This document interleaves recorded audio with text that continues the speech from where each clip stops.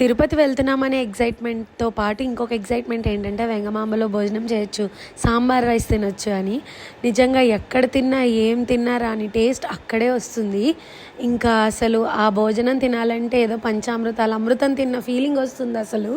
అలా మేము వెళ్ళిన రోజు వెంగమాంబలో భోజనం కడుపు నిండా తృప్తిగా తిన్నాము. స్వామివారి ప్రసాదం అంటేనే అంత కదా, టేస్ట్ ఎంత బాగుంటుందో.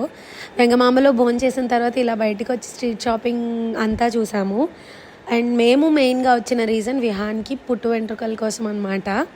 అండ్ వెంగమాంబలో భోజనం చేసిన తర్వాత వరాహస్వామి గుడికి వెళ్ళాము.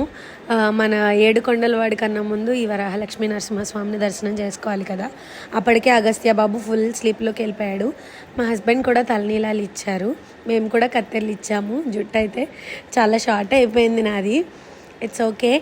ఇలాగే అక్కడ ఇంకా స్ట్రీట్ ఫుడ్ కూడా ఎక్స్ప్లోర్ చేసి రూమ్కి అయితే వెళ్ళిపోయి ఈవినింగ్ దర్శనానికి రెడీ అయిపోయాము.